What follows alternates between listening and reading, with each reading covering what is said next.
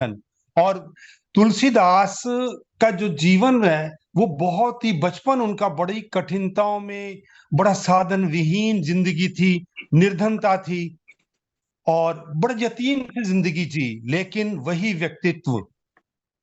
व्यक्तित्व जब ज्ञान से जुड़ता है, जो मेहनत करता है, कर्म से जुड़ता है, और वो तुलसीदास बन जाता है कि हाँ, आज हम उसकी जयंती पर इतना बड़ा आयोजन कर रहे हैं और सभी जगह पर जहां भी भारतीय है वहां पर तुलसीदास है, जहां पर भी हम सब उनको याद करते हैं। इसलिए मैं उनकी ये पंक्तियां भी, तुलसीदास की, अक्सर अपनी रानू, मानसिक तेरा शक्तियों का विकास छत्तीसगढ़ पर नहीं चल रहा बोलता हूँ, एसी। उद्धृत करता हूँ। उन पर लिखी गई है किसी कवि ने, मध्यकालीन कवि है कोई। एसी कितने पर? मथि हाँ, मथि कम पे वेद कर दो, मुझे पुराण पानी सब, पी सको तो दे देना। काव्य शास्त्र इतिहास, मथि मथि वेद पुराण सब, काव्य शास्त्र इतिहास, रामचरितमानस रचयो पंडित तुलसीदास। क्या देखिए, बात। एक कवि को बनने के लिए, रचने के लिए कितनी मेहनत करनी पड़ती है, ये दोहा उनके ऊपर बिल्कुल बताता है हम सबको, ज्ञान और कर्म का क्या महत्व होता है। और किस प्रकार, जिनको कोई बात भी नहीं करता होगा बचपन में, उनके साथ कोई हिकारत की नजर से देखते होंगे, और वो व्यक्ति आज हमारे लिए पूज्य है और घर घर में पूजा जाता है। उनकी किताबें हमारे सामने, हम उनको धूप बत्ती करते हैं, माथा टेकते हैं। तो दोस्तों, ज्ञान और कर्म ये सब कुछ प्रयत्न साध्य है, ज्ञान प्रयत्न साध्य है। इसके ऊपर मैंने एक कविता लिखी है, जन्म का लाभ और योग्यता, जो मैं पहले भी कभी सुना चुका हूं कि जन्म अगर किसी भी घर में हुआ है, कुछ नहीं होता, जिंदगी तुम्हारे हाथों से बनती है। क्या बात, तो इस वाह। तुलसीदास के जीवन की घटना पर यह कविता है, सबके ऊपर लागू होती है, क्योंकि तुलसीदास ने यह साबित किया, जितना बड़ा दुख होगा उतना बड़ा सुख तुम क्रिएट करोगे। देखिए क्या बात कह रहा हूं मैं। और इसलिए अति सुख सुविधा संपन्न बच्चे बहुत अच्छी नौकरियां हासिल नहीं कर पाते, क्योंकि वो समझते ये तो सब मिल गया है, इसके लिए क्या करूं। तो तुलसीदास का संपूर्ण जीवन भारतीयों के लिए, सारे संसार के लिए ये उदाहरण है कि मेहनत करो, कर्म करो और विशिष्ट हो जाओ। इस कविता में मैंने यही बताया है, जन्म का लाभ और योग्यता। दोस्तों, मानता हूं अच्छे घर का जन्म लाभ एक विशेष महत्व रखता है। मैं मानता हूं, मैं मानता हूं एक अच्छे घर का जन्म लाभ विशेष महत्व रखता है, पर मानो या ना मानो ये भी अंतिम सत्य नहीं। जी जी। मैं मानता हूं अच्छे घर का जन्म लाभ एक विशेष महत्व रखता है, पर मानो या ना मानो ये भी अंतिम सत्य नहीं। मेरे भाई, याद रख, योग्यता और प्रतिभा। मेरे भाई, याद रख, योग्यता और प्रतिभा, दक्षता और विशिष्टता। देखिए गुण, देखिए तुलसीदास के गुण, देखिए किसी भी अच्छे कवि के गुण है। मेरे भाई, याद रख, योग्यता और प्रतिभा, दक्षता और विशिष्टता सचमुच प्रयत्न साध्य है, सचमुच प्रयत्न साध्य है। ये बपौती नहीं, ये बपौती नहीं किसी एक वर्ग की, किसी एक घर की, किसी एक व्यक्ति की। फिर देखिए, क्योंकि गरीब घर से लड़के निकल के बहुत अच्छी अच्छी भारत के अंदर उन्होंने बड़ी अच्छी नौकरियां पाई हैं, विशिष्ट व्यक्तित्व बने हैं। फिर सुनिए, मानता हूं अच्छे घर का जन्म लाभ एक विशेष महत्व रखता है, पर मानो या ना मानो ये भी अंतिम सत्य नहीं। मेरे भाई, याद रख, योग्यता और प्रतिभा। मेरे भाई, याद रख, योग्यता और प्रतिभा, दक्षता और विशिष्टता सचमुच प्रयत्न साध्य हैं। ये बपौती नहीं किसी एक वर्ग की, ये बपौती नहीं किसी एक वर्ग की, किसी एक घर की, किसी एक व्यक्ति की। निरंतर सार्थक ज्ञान और सार्थक कर्मशीलता, निरंतर सार्थक ज्ञान और सार्थक कर्मशीलता व्यक्ति में निपुणता और विलक्षण कार्य क्षमता भर देती है। यह है मुख्य चाबी, जो जो तुलसीदास ने सीख ली होगी जीवन में, आज वह हमारे आदर्श हैं। फिर सुनिए, निरंतर सार्थक ज्ञान और सार्थक कर्मशीलता। निरंतर सार्थक ज्ञान और सार्थक कर्मशीलता व्यक्ति में निपुणता और विलक्षण कार्य क्षमता भर देती है। और देखते देखते वो साधारण सा साथी, देखिए जिसको कोई पूछता भी नहीं है, वो देखते देखते वो साधारण सा साथी एक असाधारण विशेषज्ञ बन जाता है। देखते देखते वो साधारण सा साथी एक असाधारण विशेषज्ञ बन जाता है, और विरोधी सारे उसके सामने हो जाते हैं छोटे। विरोधी सारे उसके सामने हो जाते हैं छोटे, और वो सर्व प्रिय हो जाता है। बहुत बहुत धन्यवाद। बहुत सुंदर रचना पढ़ी। और आपने बहुत जो सुंदर। अपनी कविता में कहा, एक उदाहरण तो यही दिखाई पड़ रहा है। वो ये है हमारी श्रद्धेय डॉक्टर रितु ननन पांडे जी के संदर्भ में कहूं कि वो पहले आदरणीय हमारे मित्र डॉक्टर हरनेक सिंह गिल जी की शिष्या थी, बाद में खुद प्रोफेसर भी बनी, और आज हमारे जो है कॉलेज बहुत में अच्छी पढ़ाया साहित्यकार है। उन्होंने, हमारे कॉलेज में पढ़ाया बड़े साल उन्होंने जर्नलिज्म। हाँ, वही उसके बाद में पढ़ाया, वही कहने जा रहा हूँ आप कि पहले आप मेरे शिष्या थी, गुरु फिर पढ़ाया। तुल्य और मेरे पिता तुल्य आदरणीय गिल सर, आपको मेरा सादर जी प्रणाम। जी, देखिए वहां कितना पढ़ाया। और देखिए, और अपना उदाहरण कुछ नहीं दूंगा, हमारा उदाहरण तो मेरे न रहने के बाद आप लोग ढूंढेंगे कि हम कहाँ से आए थे। जी जी, क्योंकि मुझे याद है कि जब मैं हाई स्कूल में फेल हुआ, मेरे पिताजी ने कहा ये बच्चा जो है कहीं जो है राजेश खन्ना न बन जाए बिना फिल्मों के, तो उन्होंने मेरी नौकरी लगवा दी। उसके बाद जो है पढ़ता रहा, उसके बाद और छोटे मोटे नाटक वगैरह अपने मोहल्ले में करता रहा। यहाँ तक कि एक हमारे लेखक थे, ऐसे ज्यादा नहीं सुनाऊंगा क्योंकि जब अपनी बात आएगी, बारी आएगी तो कहेंगे। अब एक ही दो हमारे रचनाकार रहे हैं। सबसे अंतिम में रचनाकार तो हमारे अर्जुन पांडे जी हैं, जो धन्यवाद भी देंगे इस कार्यक्रम में सब लोगों को जुड़ने के लिए।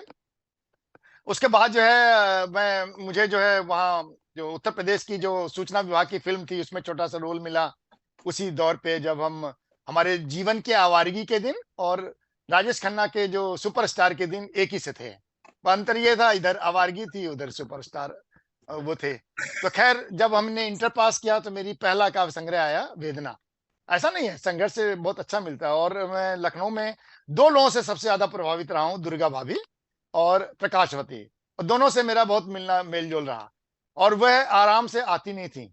मैं हमेशा जाता रहा, बहुत समय तक जाता रहा, आता रहा। फिर वो बहुत कहने पर सुनने पर एक बार हमारे मोहल्ले में आई।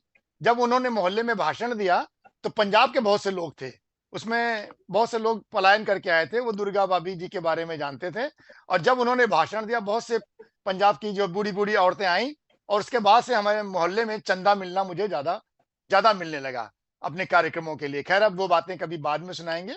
उसके बाद हम वहां पर अपने स्कूल में तो चुने ही गए, जो भी प्रतिनिधि। नार्वे में आके भी 2 बार एमएलए बनने का अवसर मिला, लेकिन ये बड़ी बात नहीं है। बड़ी बात यह है कि हिंदी की सेवा करते हुए मुझे जो सम्मान पूरी दुनिया में मिला है, जो हमारी अस्मिता की पहचान है, वो किसी ने नहीं दिया है।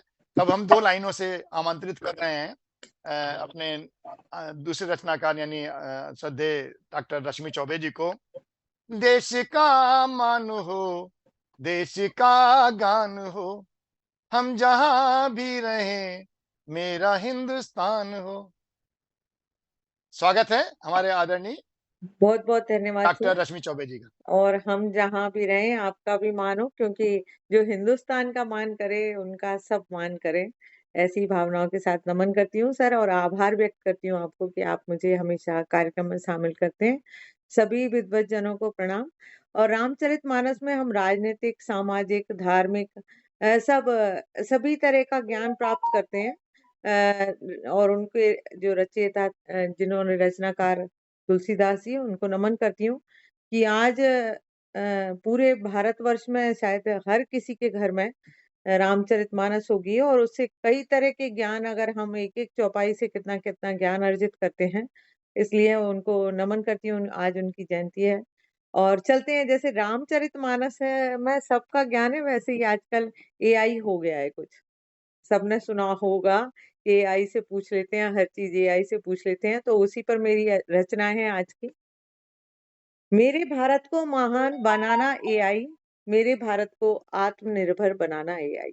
मेरे भारत को महान बनाना एआई, मेरे भारत को आत्मनिर्भर बनाना एआई। आज सुबह ये रचना लिखी है, इसलिए कुछ गलतियां हो गई हो तो माफ करना।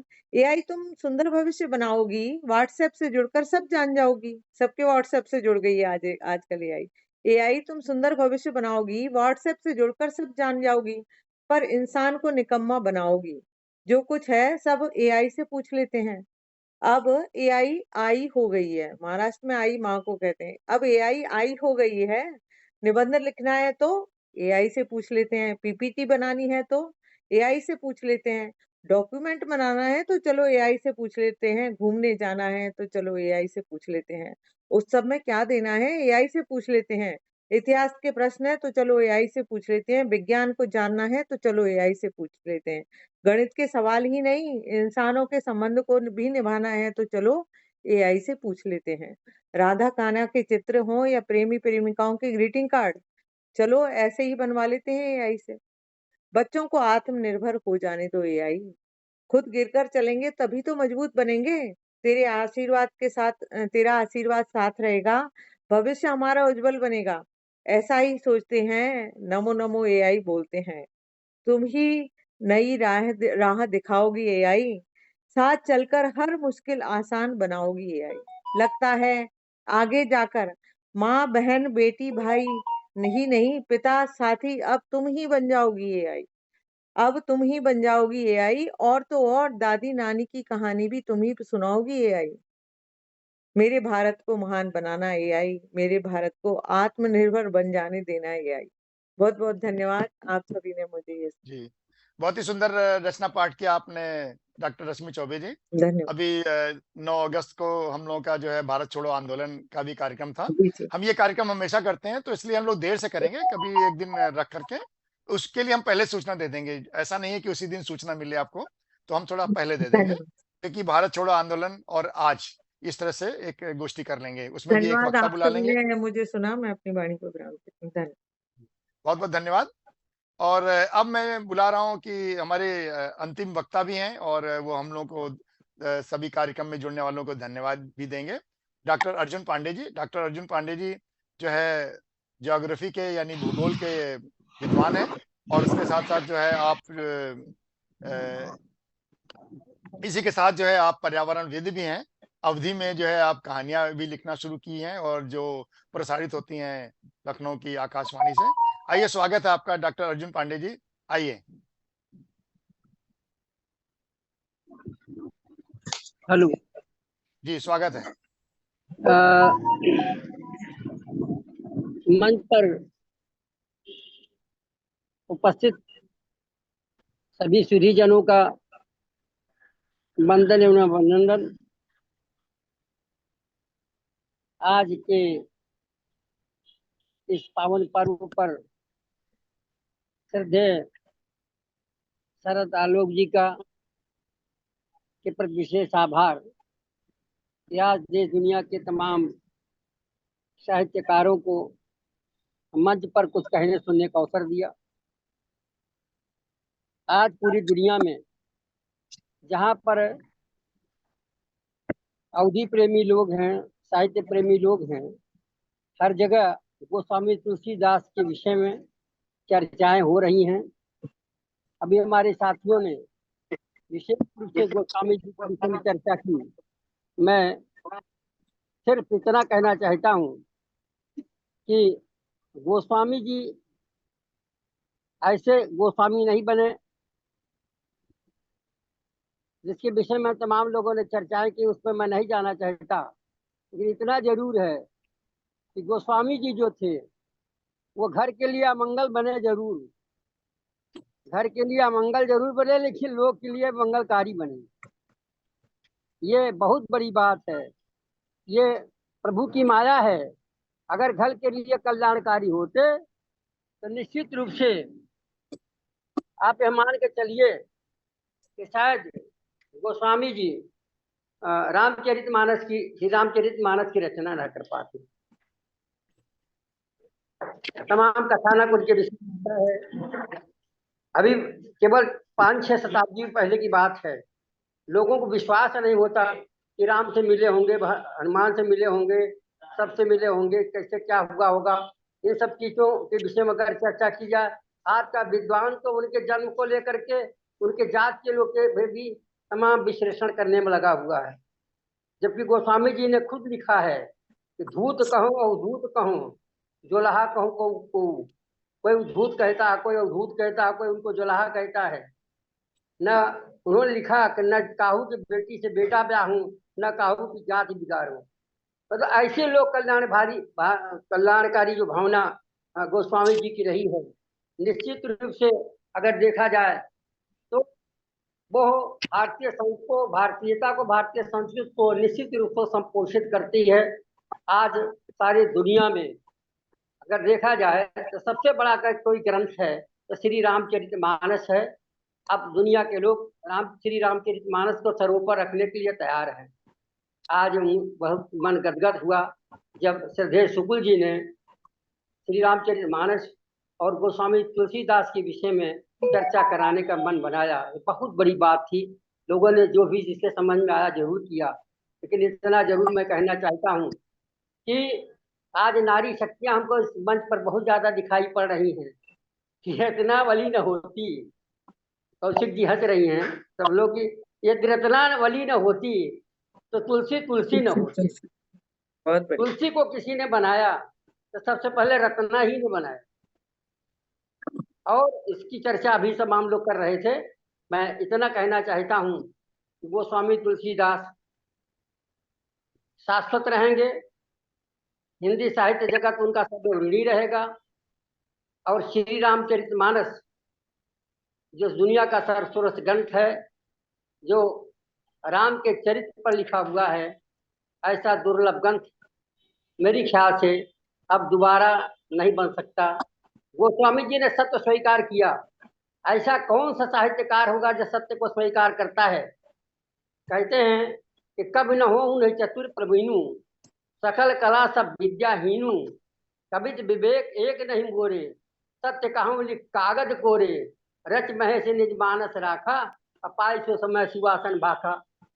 सोचिए, कहते हैं कि ये तो शिव शिव की वाणी है, हमारे तो इसमें कुछ है ही नहीं है। ऐसा कोई साहित्यकार आज कोई कहने के लिए तैयार नहीं है। ऐसी स्थिति में ऐसे उस गोस्वामी जी को का हम आज उनका नमन करते हैं, उनका वंदन करते हैं। और सदैव हम निश्चित रूप से यदि अपनी आत्मा को पवित्र करना है, यदि भारतीय संस्कृति को पोषित करना है, तो श्री रामचरितमानस और गोस्वामी तुलसीदास सदैव प्रासंगिक रहेंगे। इसमें कहीं कोई दो राय नहीं है। मीन मेख लगाने की कहीं जरूरत नहीं है। आजकल के कुछ साहित्यकार जो हैं उसमें बाल की खाल निकालने पर लगे हैं। अच्छी बात नहीं मानता मैं जानता हूँ कि भारतीय दर्शन को कोरोना पीरियड में सबसे ज्यादा भारतीय संस्कृति को अगर सराहा गया तो वो अवधि संस्कृति और संस्कारों के ऊपर किया गया। और वो यही श्री रामचरितमानस जो है पूरे पटल पर छा गया था। तो आज मैं श्रद्धेय शुक्ल जी का हृदय से वंदन अभिनंदन करता हूँ। पटल पर सभी साथियों का मैं वंदन करता हूँ। और मैं जरूर कहता हूँ, ये कहना चाहता हूँ, जो हमारी दो पंक्तियां एक पंक्ति है कि जितने भी धरती पर महापुरुष हुए, अगर अपने घर बनाने में लगे होते तो शायद वहां महापुरुष न बने होते।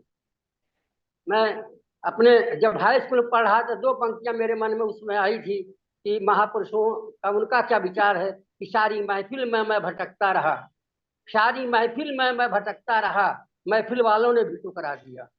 सारी महफिल में मैं भटकता रहा, महफिल वालों ने भी ठुकरा दिया, और ठुकराने के बाद जो मिला तब न जाना जो मैंने किया। आज गोस्वामी जी का मकान देखने को न मिलता, लेकिन गोस्वामी जी आज दिखाई पड़ रहे हैं। इसलिए साहित्यकार हमेशा जीवित रहता है, साहित्यकार अमर होता है, साहित्य अमर होता है, साहित्यकार अमर होता है।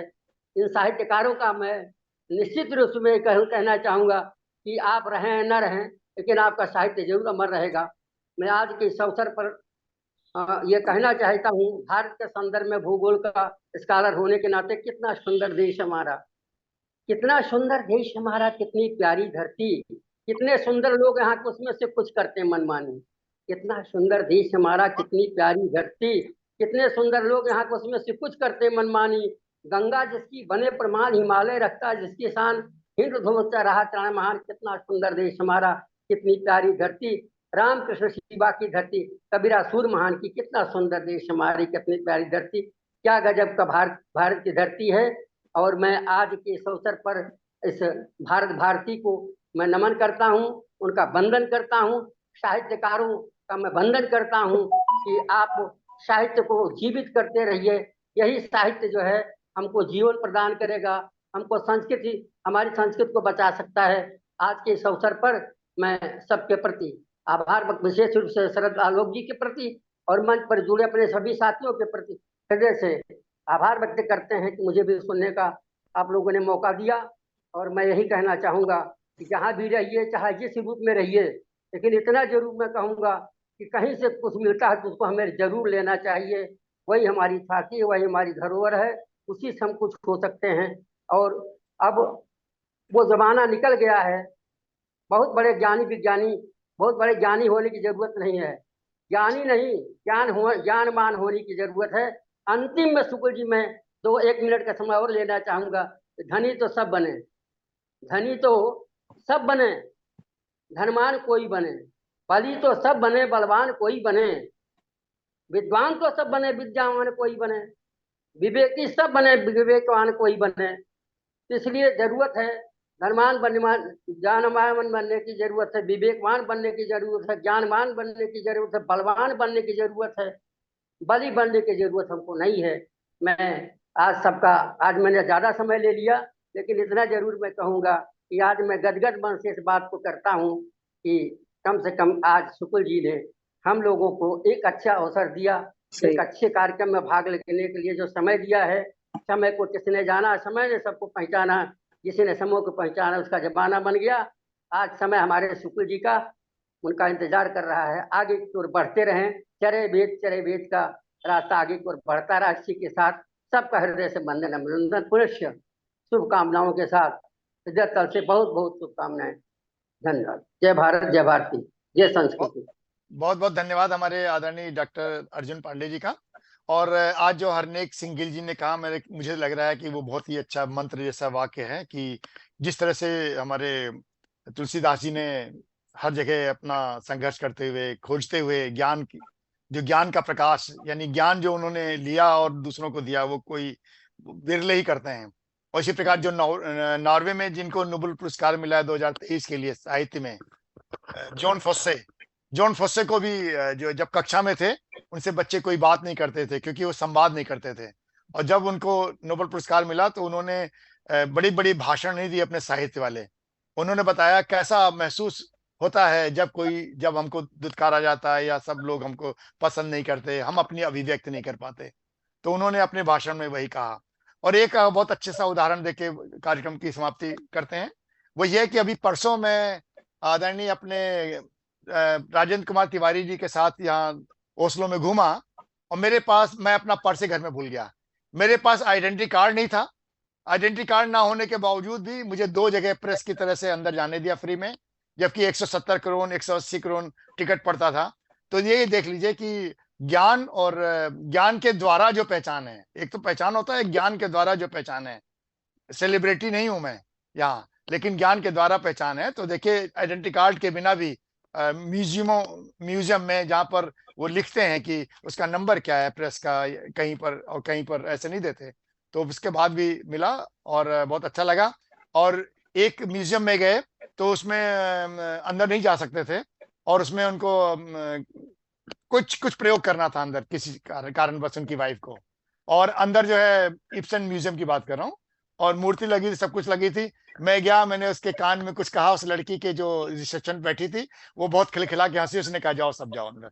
तो फिर अंदर भी चले गए, फिर वापस आए। तो ये ज्ञान और जो जान पहचान है वो आपका हमेशा काम करती है। वो मेरे ख्याल संस्मरण में पुस्तक भी लिखेंगे, शायद उसमें वो वर्णन भी करें या ना करें, उनकी अपनी मर्जी है। इसलिए जो है ज्ञान जो है बहुत साथ देता है। मैं आदरणीय गिल जी से बिल्कुल बहुत सहमत हूँ। और हम लोग की खोज जारी रहनी चाहिए और ये नहीं सोचना चाहिए कि अब रिटायर हो गए या जो लोग हो गए हों, हम तो नहीं कभी होंगे, जो लोग हो गए हों, तो हमेशा खोज करती रहनी चाहिए और आगे बढ़ते रहना चाहिए। इस तरह से मुझे तो लगता है कि जब तक जीवन है तब तक हम सीखते हैं। और मुझे बहुत अच्छा लगा कि आज हमारे आदरणीय तेज स्वरूप त्रिवेदी जी भी यहाँ जुड़े रहे, नाटक और हिंदी संगीत अकादमी से जुड़े हैं। लखनऊ में मेरे नाटक होते हैं, मैं उनका भी आशीर्वाद चाहूंगा मेरे दिल्ली में भी नाटक हों। और कभी ऐसे नहीं है, अपना प्रयास भी करेंगे हम, और लखनऊ से टीम आए और वहाँ और भी काम हो। बहुत बहुत धन्यवाद, आप सभी लोग जुड़े आज।